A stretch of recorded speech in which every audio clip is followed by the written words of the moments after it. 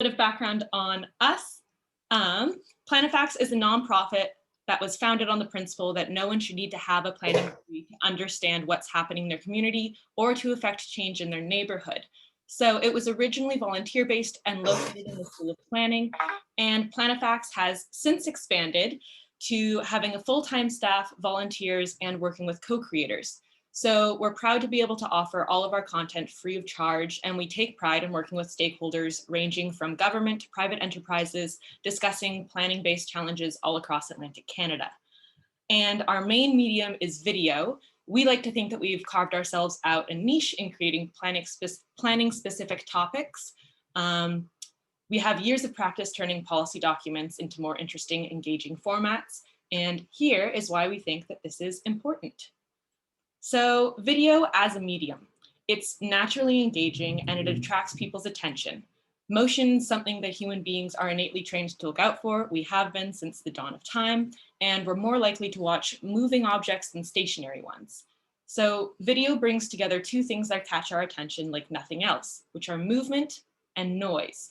Both of these features play a significant role in conveying an efficient message as opposed to text, which relies on specific choice of words, punctuation, and visual cues like emojis.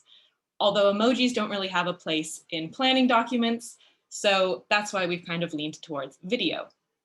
And our brain loves video because it's programmed to retain visual content better than a page loaded with words.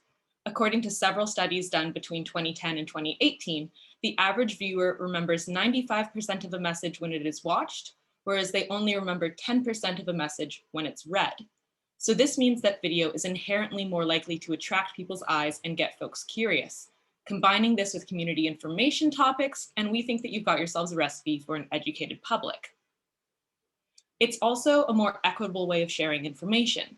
Since there are free to access sites like YouTube, Vimeo, Twitter, and other platforms, you're able to share content around the world to others, where it can be accessed by folks from their phones, home computers, or even at a library or a computer in a community center. And seniors and youth can both watch the same video and be provided the same content. Videos can also be live streamed and then archived for viewing at later dates. So public events like council meetings can be watched when it's convenient for the viewer, and the records can also be used to hold our elected officials accountable. We also have the option now to do closed captions on videos. And this means that those with screen readers can have better access to the content. And we do have improvements coming in automatic closed caption technology, which means that it's easier to provide more accessible content. This means that you no longer have to hardline caption the bottoms of your videos. They can come up automatically. A lot of times videos, when you upload them to Facebook or YouTube, the captions are auto-generated.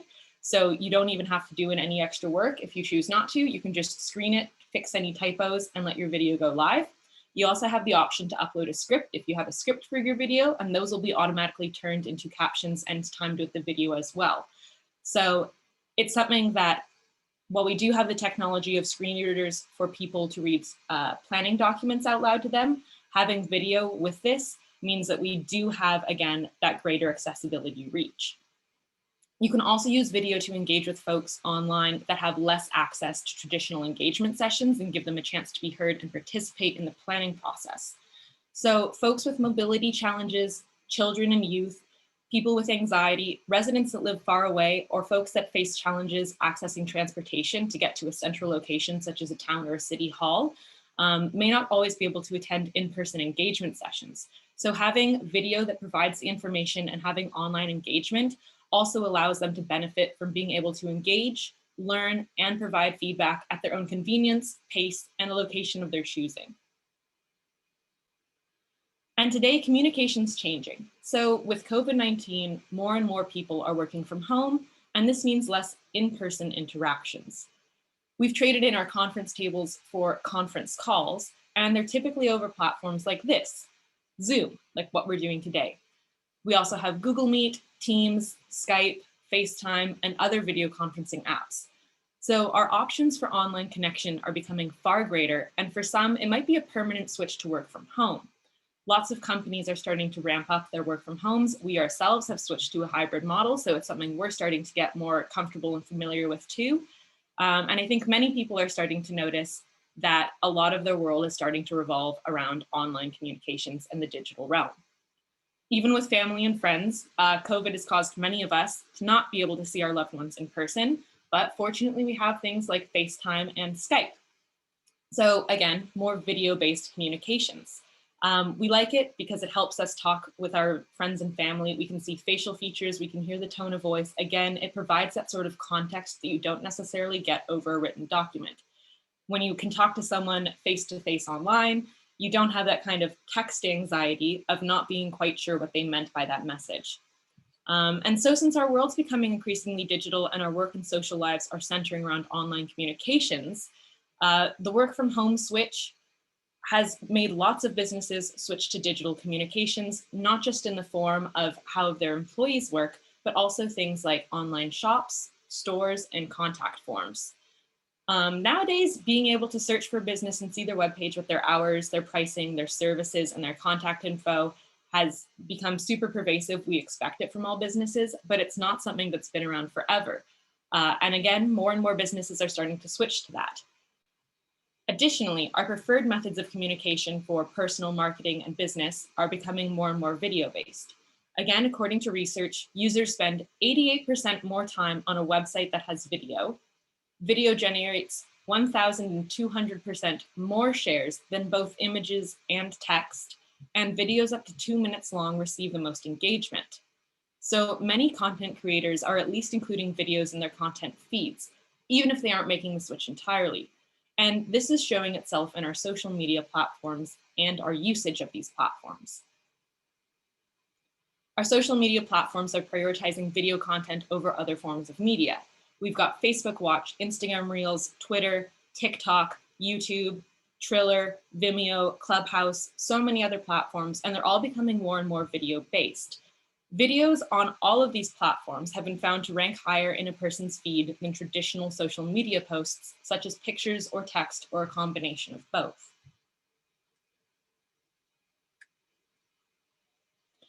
We also have a global shift across platforms to video. So one of the challenges that we face is that video content can be repetitive. There's trends and challenges that can clog up a feed because everyone's producing the same style or type of content. And content creators have to find a balance between capitalizing on popular themes while remaining original. So lots of websites offer these tips or tricks for beating the Instagram algorithms, beating the Facebook algorithms, ways to become higher ranked in someone's feed. And one of the most heavily recommended suggestions is to switch to video and picking a style or a topic to focus on. So again, one way to stand out is to pick a niche that isn't heavily saturated yet. The categories of fashion, beauty, dance, vlog, film review, and prank content are pretty common right now. They are pretty heavily saturated, but there's still room to grow in the markets of planning, urban design, and architecture. There are quite a few well-known channels in planning, urban design, and architecture, such as Not Just Bikes. City Lab puts out videos sometimes, but they do tend to be more focused on greater urban areas. We see lots of content on New York, on Boston, on Amsterdam, more prioritized, perhaps, urban centers when we like to talk about great planning ideas. So we do think that there is still room for growth for planning, urban design, and architecture if municipalities, private firms, and independent creators can all decide to fill these roles within their local neighborhoods and context.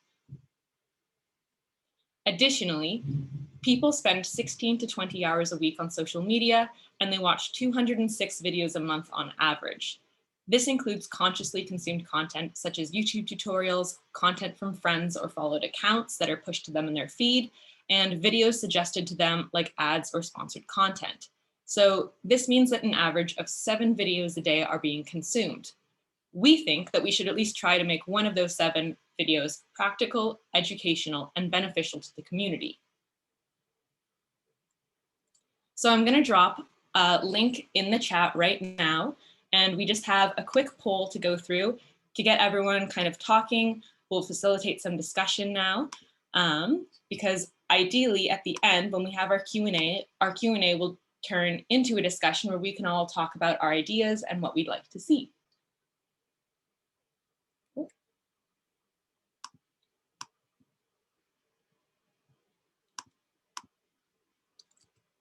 So in the chat right now, there is a link for you to go to, and you can access it on your phone, on your laptop, and we'll just be going through and doing some quick questions.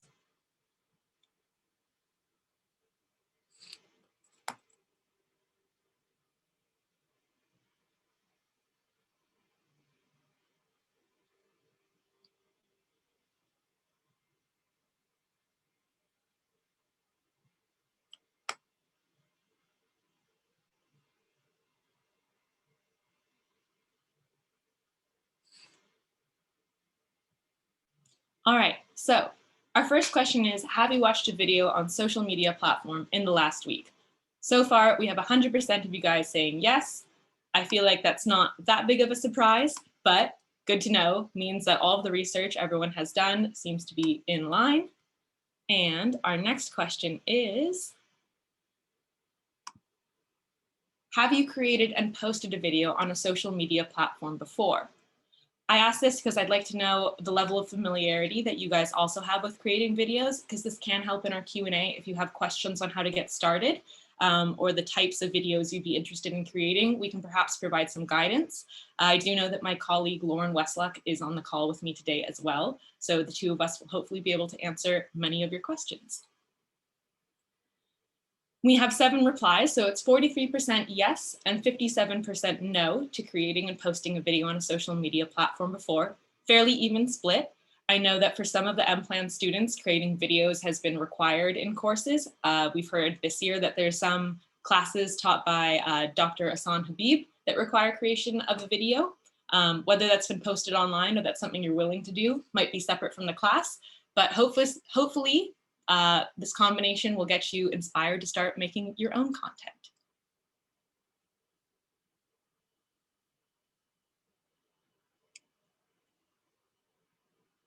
All right, so I think we have everyone in and our countdown will begin. It says answer fast to get more points, but there's no real points in this game. The quiz is, how many hours a week does the average person spend on social media?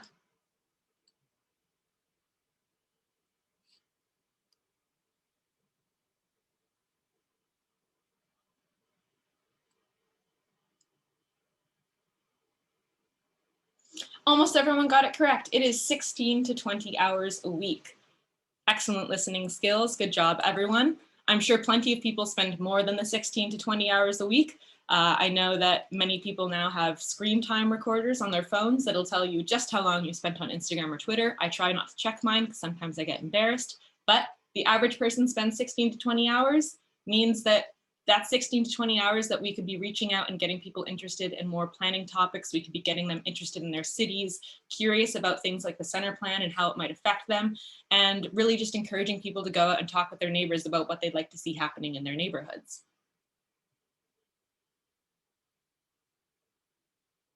And our last question for this poll is, how many videos does the average person watch in a month?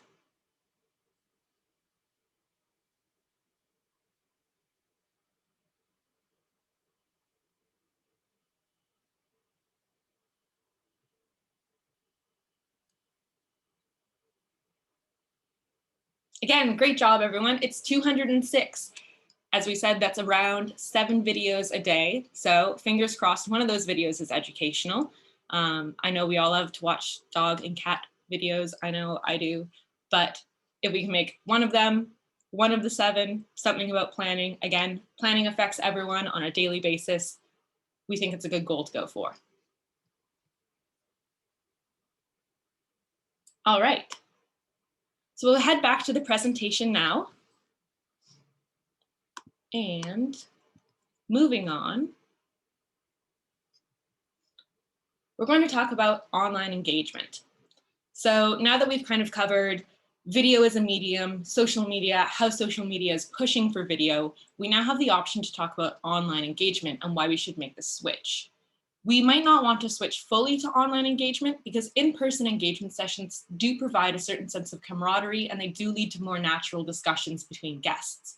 But we think at least including online engagement with the in-person engagement for every project does provide, again, that greater access and that greater equity to allow people to feel like they're being heard and their voices being shared. So today, technology is more supportive of online engagement, and most households now have reliable access to the internet.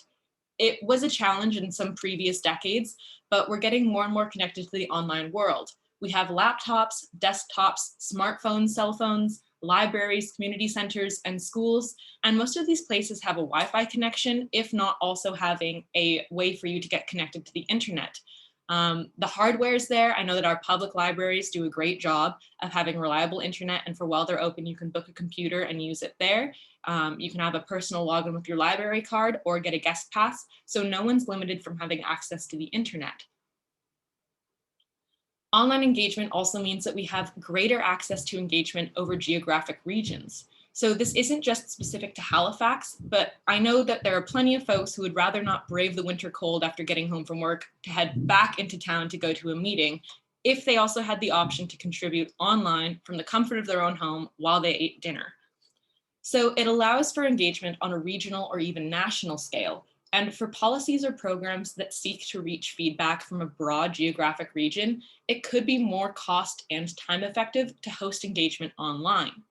This could mean that if Canada is looking at changing policies on a broad range, or the province of Nova Scotia decides that it wants feedback from everyone, regardless of the municipality that they live in, having online engagement means that everyone in Nova Scotia might not have to drive to Halifax, drive to Truro, drive to Amherst. Everyone in Ontario doesn't have to go to Toronto if they don't live in the area. Having this online engagement, again, it's a lot more accessible than it was before. And we think that if you could at least offer it in line with the in-person sessions, you'll be able to get more people interested. And it's going to be, you're going to get a greater range of answers. It's also, especially right now, important for safety reasons.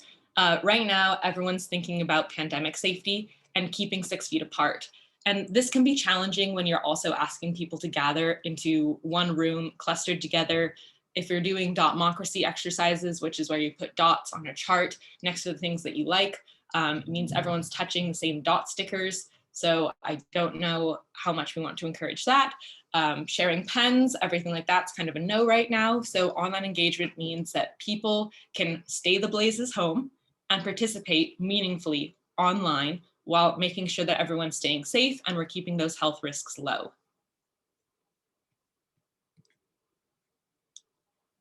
So we've talked about online engagement, we've talked about video. Why should video be used as a planning tool, and specifically being used as an engagement tool online? Because in planning, we've typically settled on printed formats. We have the bound pages of bylaw documents, we have large posters outlining master planned sites, and we've got pictures of architectural renderings of new developments. But now we know that video is more attractive to social media users than text and image posts, and that platform algorithms are leaning heavily towards prioritizing video content. Video is becoming increasingly accessible, and it allows for high volumes of information to be shared from a safe distance. We also know that online engagement provides those with less access to traditional engagement sessions a chance to be heard and participate. So this is specifically talking about single parents, disabled folks, youth, seniors, shift workers, people not comfortable with crowds or folks with sensory challenges, and residents who don't have access to transportation. All of these are members of our communities that deserve a chance to participate in shaping our towns and cities, and it's something that maybe they can't attend in person. So again, online engagement is key, and video is a way to get this information to them to allow them to make informed decisions better, more easily, and in a way that's more intuitive. Our planning documents can also be shown in videos or linked to them, and videos about planning can be explanatory or educational, or even more like an ad that attracts interest to the issue and directs viewers to get more information or participate on another site, such like this Africville video that we have playing right now. Part of what this was discussing Africville Park, the challenges it faced about transportation, as we have here on the map. It's not very accessible by transportation. So the video was a combination of both educational and explanatory, and then also went through to direct people to the Shape Your City site to encourage them to provide their feedback on what sort of active transportation connections they would like to see. We've done both styles and we find that they both work well. It really depends on the video and if there's a video client, what the client's goal is. So video also allows for creativity, such as this that we have on screen right now. Not that planning documents aren't fun, but the chance to showcase personality and style can attract viewers that wouldn't otherwise be interested in the topic. And it can also keep those who are interested more engaged and excited about the project. There's a time and a place for humor, but we do think that using it in a video can help break up a more stuffy topic into easily digestible bites of information. And we also have new technology that's developing, with much of it focusing on video and digital use. So we can digitize old maps and turn them into easily manipulatable digital maps. And we can also build 3D models that can be used in conjunction with VR headsets and provide scale representation of planned streetscape changes. They can place the user in a digital environment. So as we saw at the beginning of this slide, Daltrack and the HRM are using this technology to gather feedback with the Spring Garden Road redesign project, and they've heard from users that it's more intuitive and easier to understand than the new written plan. So with traditional engagement methods, when you're describing things like setbacks and street level height stories, all of that can be difficult to kind of identify when it's written on a page and you don't have that visual representation.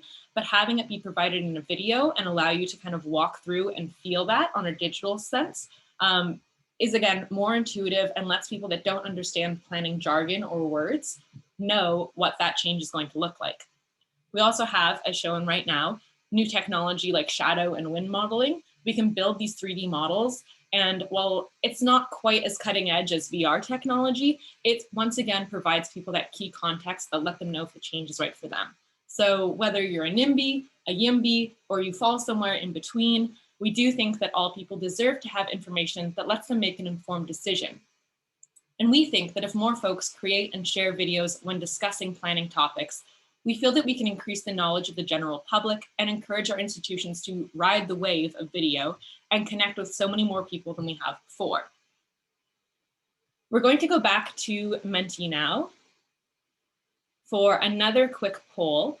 Please bear with me. This one gave us a little bit of difficulty in our tests last night, but I think we're going to make it work.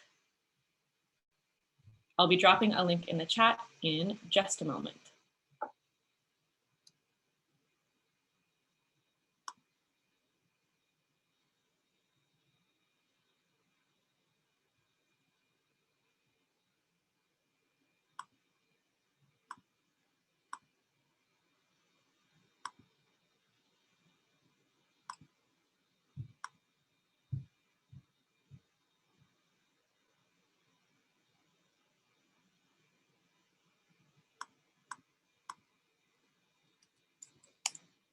All right, and there's a second link for our second Menti poll, and we'll just have everyone sign on and we'll get started.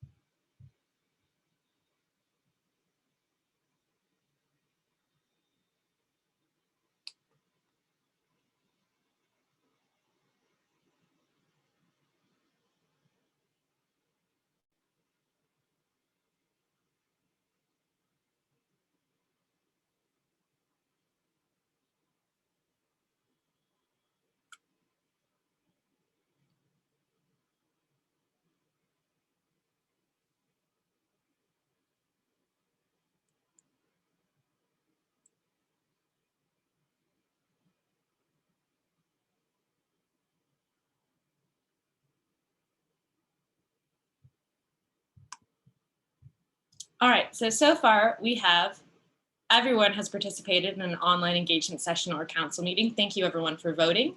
That's great to see. Means that everyone feels like they've participated. And we now have our second question.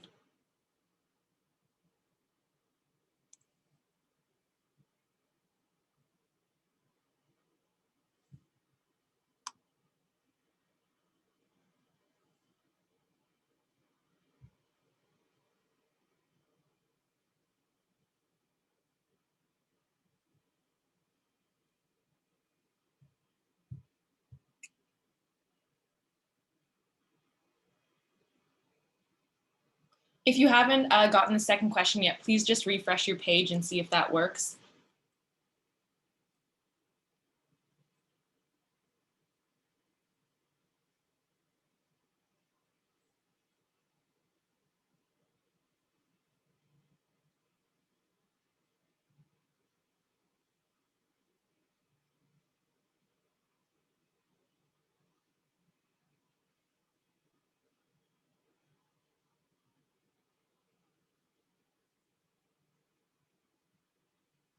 And time's up. So we have a whole bunch of different questions. I saw housing was one of them, rezoning, waste management, bike lane VR, and how the new bus lanes will improve traffic. So we do have that there's no correct answer, and that's true because there's no such thing as a correct answer when it comes to topics that you guys want to hear discussed. Everyone is going to prioritize different topics, and this is why engaging with others is key. That's why having things like online engagement sessions and hearing from the general public is so important to making sure that our cities are designed equitably and with everyone in mind.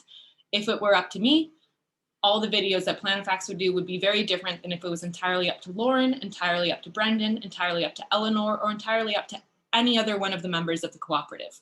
Planning is very personal. Again, it's what's important to us as individuals, and that's why part of what makes online engagement so important, part of what makes video so important, is making sure that we feel like there's something for everyone and that it's all being covered.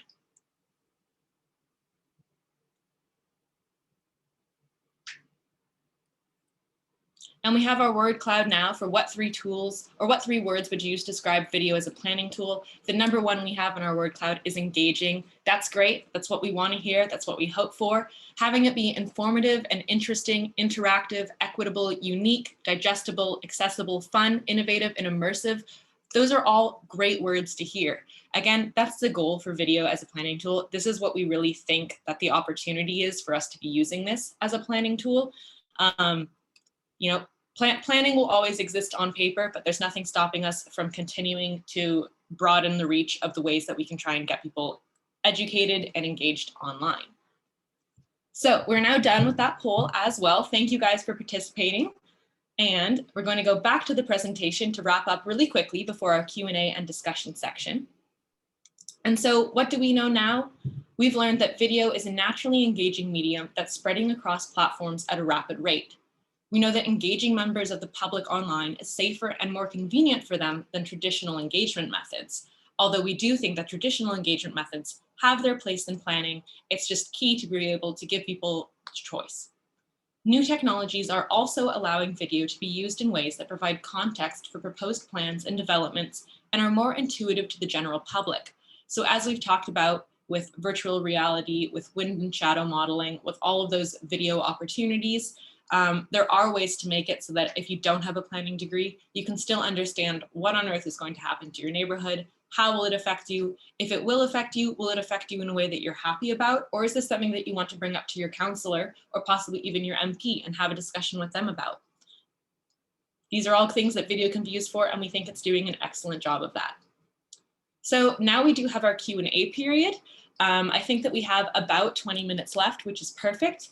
This is when I'd like to have any of you that have some questions, you can either put them in the chat or if you're allowed to unmute yourself, you can unmute yourself and ask now. I'd also not like to just limit it to questions directed at me or at Planifax, but if you guys have questions with each other or things that you'd like to discuss, some of you might be classmates, you might be coworkers, you might be planning professionals. This is a good time for all of us here to kind of start brainstorming and figuring out what it is that we want to see video be used for. Yeah, everyone can feel free to turn on their cameras and microphones if they want to. We'll see each other while we're chatting.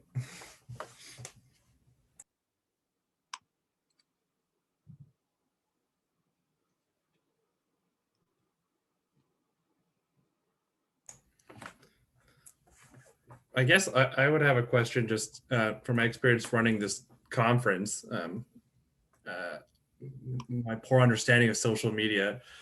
How do you know like the best, how do you decide the best format when you're building something to engage people? So whether or not it's going to be like an explainer style video or more of an advertisement to attract people's attention to the documents? Yeah. Yeah.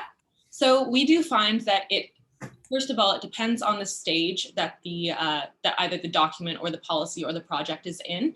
If it's still in the initial stages when they're really trying to get public feedback on, do they want a bike lane put in while they rip up the road? Do they want a sidewalk put in? What is the priority going to be there for transportation? If it's like a housing project, like are there design guidelines that they'd really like it to follow? That's when we find that the ad style is better and more conducive to getting people engaged when it's more of like a shorter video. As I mentioned, videos under 2 minutes get the most engagement, and people remember those the best.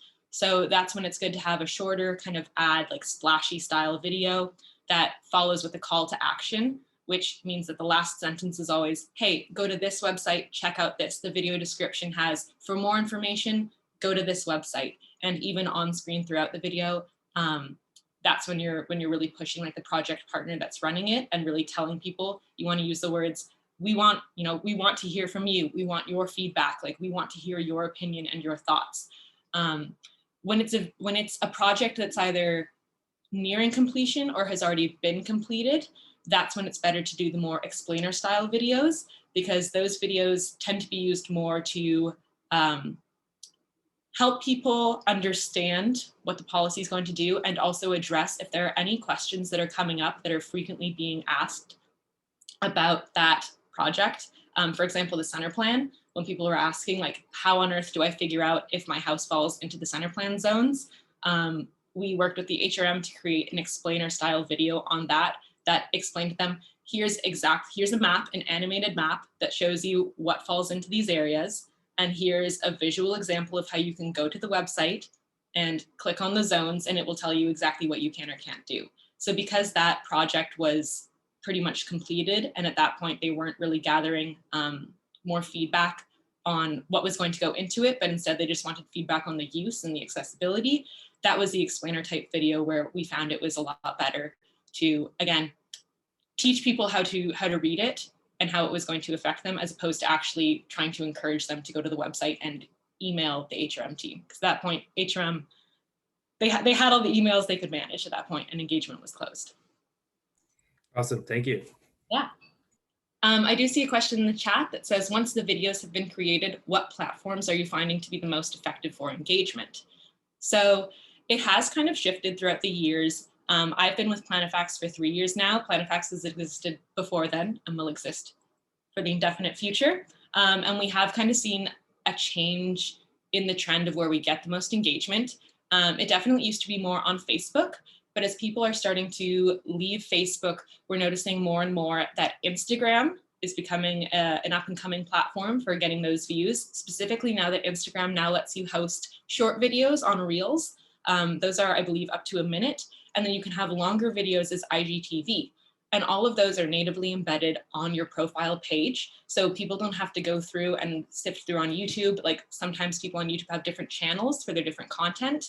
This on Instagram, you can have short content, long content, your regular grid posts, which are just pictures, all in the same feed. They come up automatically as someone scrolls through. Also, as I mentioned, beating the Instagram algorithm right now, the way to beat that is to use their Reels and their IGTV. Those are their newest products, and so they are currently giving a boost to all of the content that falls within those guidelines. It's been reported on by Business Insider, by Hubble, by Medium. A lot of their suggestions are, look, if you're an up and coming content creator and you want to get noticed, use the products that are being put out first. So definitely Instagram for us right now. I will admit, I don't use TikTok. I know that that's another way to reach out to people. I simply just don't understand it. I think I'm getting to that older millennial era.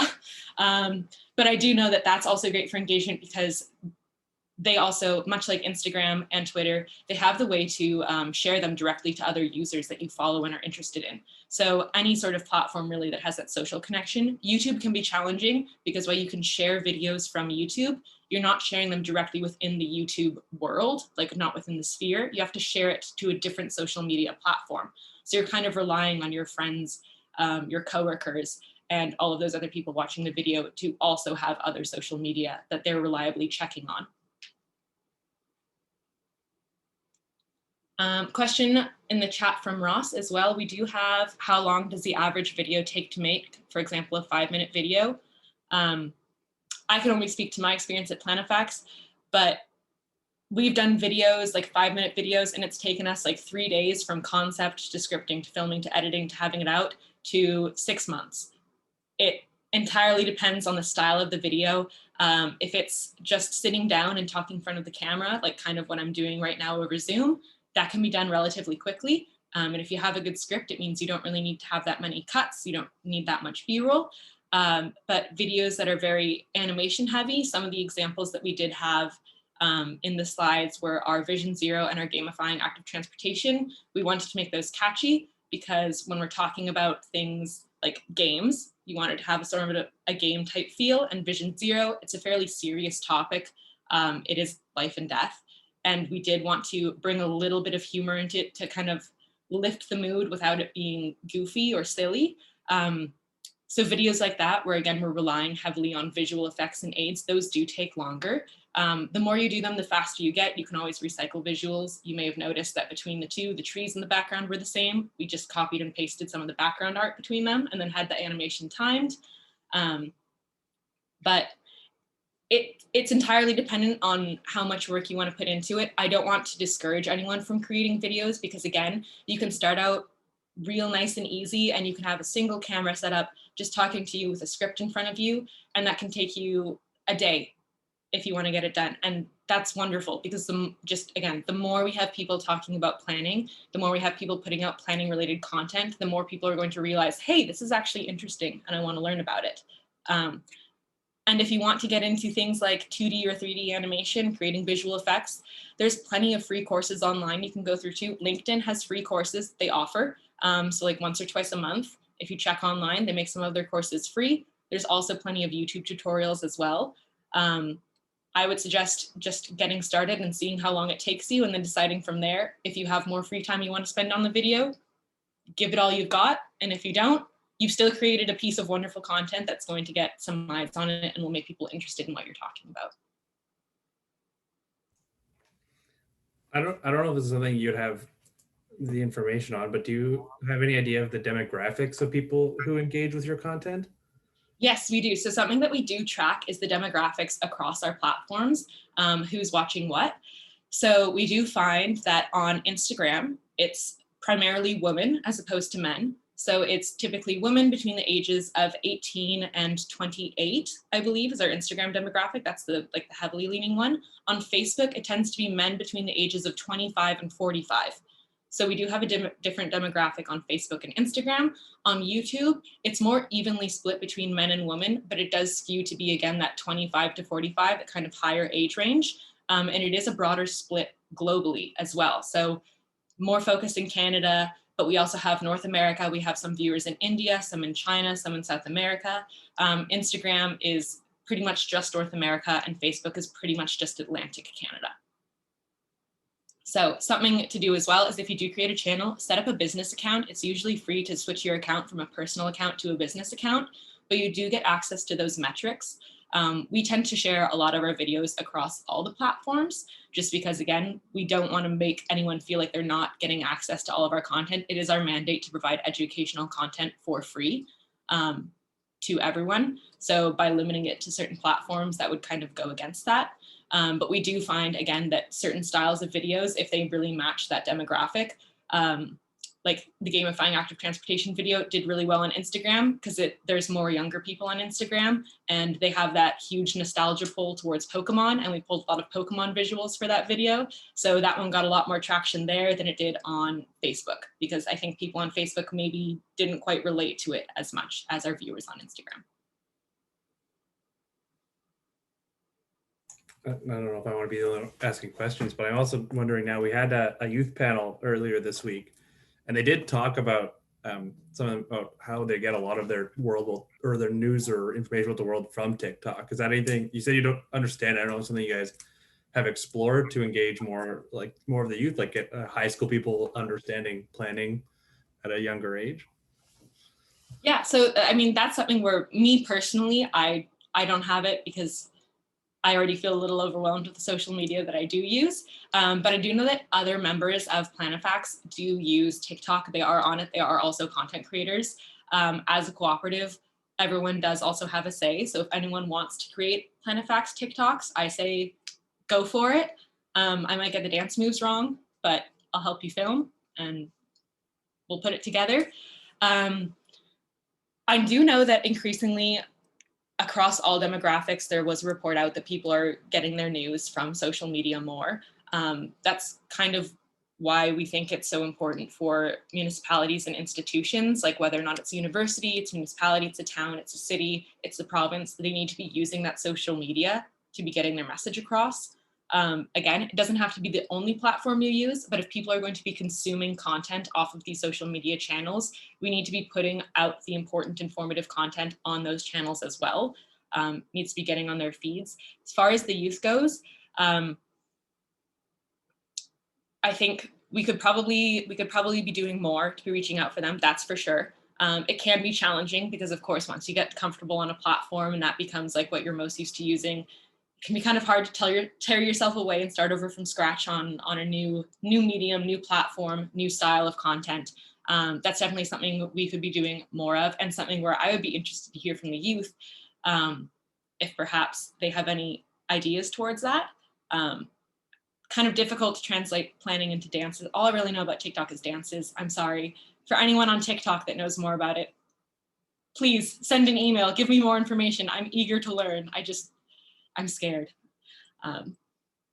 Yeah, so could be, oh, there is a comment where lots of IG Reels are uploaded TikTok videos. That's true too. So you can also use them across platform as well. If you have short videos, part of the limit of that is the time, but you could definitely use it as ways to gather interest for a longer video and then host the longer video somewhere else. I do believe a lot of Instagram stars and TikTok stars also have YouTube channels as well, where again, their TikToks and their Instagram Reels are kind of like promotional content for like their full channel and like their full videos, because that's where they get a lot of views from as well. So that's another thing that can be done. I do see another question where it's, what's the process of working with clients? How much creative control do they have? That for us entirely depends on the client. We have some clients that come with a concept and a script already solidified in their mind. And we have some clients that just have a topic they want to talk about and they say, go crazy, go wild. And we'll tell you if we think it's too much and reel you in. We do typically limit the amount of script and visual edits that people are allowed, simply because otherwise you get a little too many cooks in the kitchen and videos can drag on for like a year at a time while everyone wants to make sure that it's totally done. So typically the process is sitting down for an initial meeting, getting that kind of concept board done, figuring out the tone that they want. If they have similar videos that they like that either we or other creators have put out before, again, putting together that kind of vision board where they say like they want something like X, Y, and Z, and we can kind of pull inspiration from that. If it's one of our videos, we can also like see who worked on that before. So if it was something that I had scripted or Lauren had scripted, we can make sure that we're the people leading those teams as well, because it kind of pulls from the same creative pool. We've also, we send them the scripts afterwards. Typically we write the scripts because that way we know that it's going to be something that we're comfortable doing, and then have a couple script revisions with them, then go through, film the video, present the video for review, and then that's when they're also allowed visual edits. But typically, most of the creative control is set up again in those first initial meetings, because that's when, again, we're collaborating, we're talking about what they want the style to be, and usually from there, it's fairly easy to navigate that. It's usually just changing perhaps the color or the font, maybe swapping out some B-roll to make sure it's matching the tone. We have a question for, are you funded strictly through grants? Or are you able to monetize the video via ads and whatnot?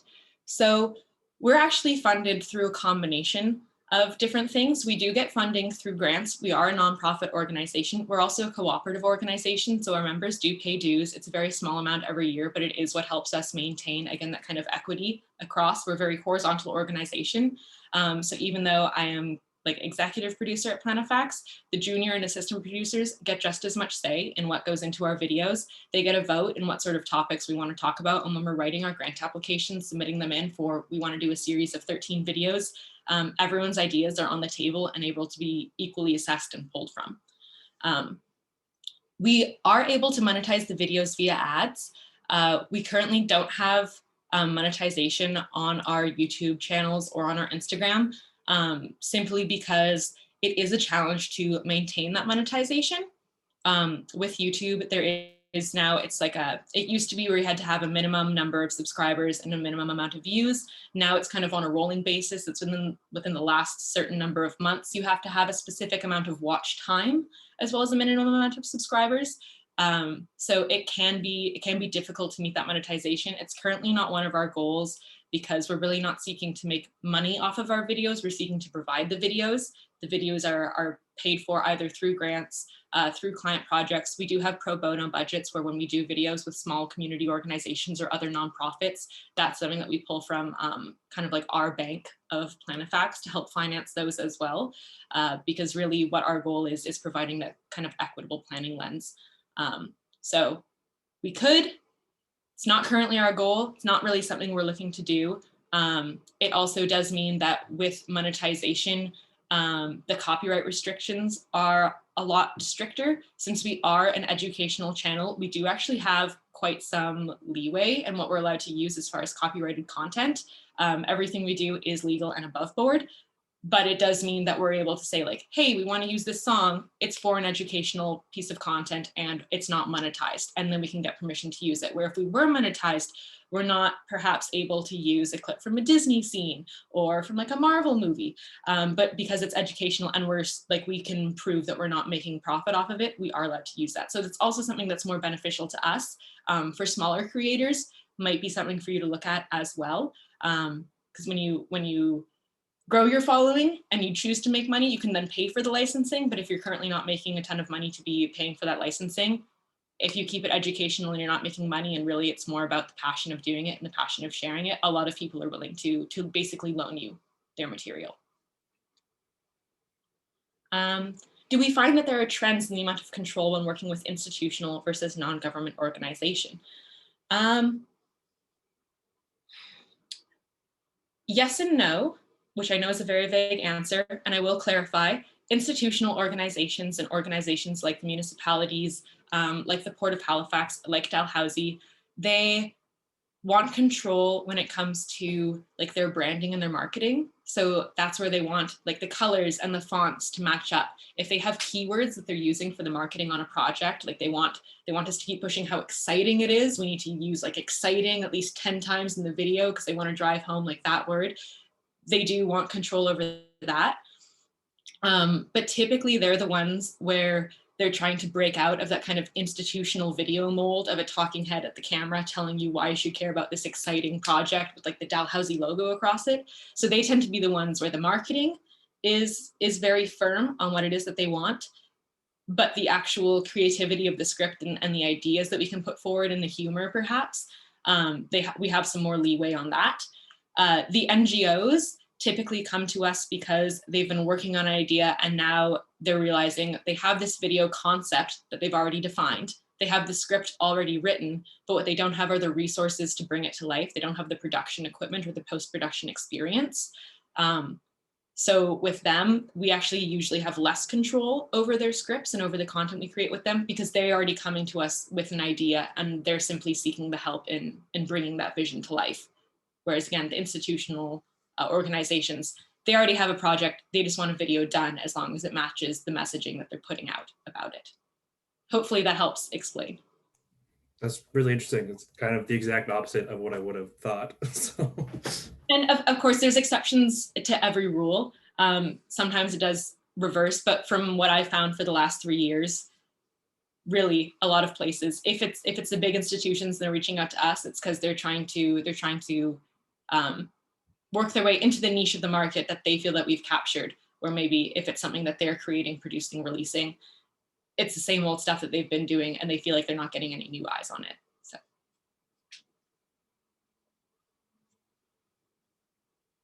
I think we have 2 minutes left in our Zoom meeting. Not a ton of time, but if anyone has any other questions, any comments that they'd like to share, anything that they'd like to ask anyone else or pose a question to the group, I'm happy to hear it. Happy to participate. And if anyone has questions following as well, please feel free to reach out. We have contact info on our website. You can reach out through a contact form or email us directly at info@planifax.ca. We're really hoping to get, again, more people making videos. Please do it. We love Halifax and we'd love to see some more creators here. One more question from Ross. We do have, what is the favorite video that we've made? It's a tough one because they're kind of all like your children. You love them for different reasons. You love them differently. I think, I guess maybe the favorite video that I've made is our No Smoking Please video, which came out when the smoking bylaws went into effect. When cannabis was legalized in the HRM. It's something that was kind of near and dear to me because my honors thesis was a GIS-based land use suitability study of new NSLC cannabis locations. So I had spent like a year and a half looking into how it was going to work to make cannabis sales work feasibly from a planning perspective in the HRM. Then they came out with these smoking bylaws and it was kind of like, dang, well, there goes a year and a half worth of research that you just ignored. So we came up with this video and talked about it. That was one of the videos where from concept to posting, it was only about 4 days. We sat down in a meeting, brainstormed a script, went out and filmed it the next day, edited it the day after that, and then had it posted and shared that weekend. So I also have great memories of the production process. We were all so excited to kind of be capitalizing on the fact that this was something new and different, and a lot of people were talking about it. Also very happy with the reception it got. It got shared around some of the hospitals, and we actually got reached out to by someone that works at the IWK, talking about how they hadn't really considered the fact that while it is a public health issue and having smoking designated zones is great for limiting the amount of smoke exposure, it does kind of turn smoking into a class issue where you're only allowed to smoke in your home if you own and live in that home. It means that renters were all of a sudden disenfranchised from being able to go in their backyard because it was technically then considered illegal, which is something that from a public health perspective, you might not consider, but as from a planning perspective, where everything's kind of a big tangled web of working together, it's something that we kind of noticed was, hey, this might not quite be fair. So I guess that would say that that's one of my favorites. They're all my favorites. You know, again, they're like kids. You can't tell them that they're one.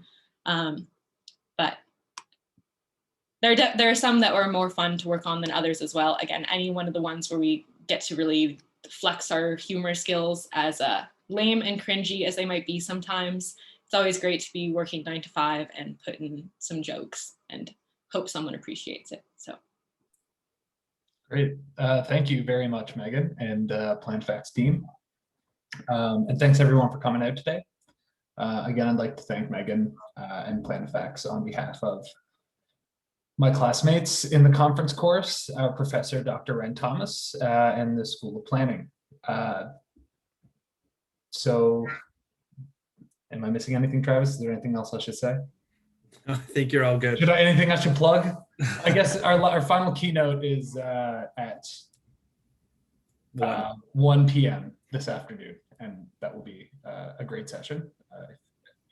Y'all are free. Awesome. And thank you so much, Shift and the Shift team, for putting together this year's conference. I know it's been a challenge switching everything online. It's different this year than it has been every other year, but excellent job and keep up the good work. And again, if anyone has any questions, please feel free to reach out. We are happy to help and get anyone interested in video started creating. Thank you, Megan. Thanks.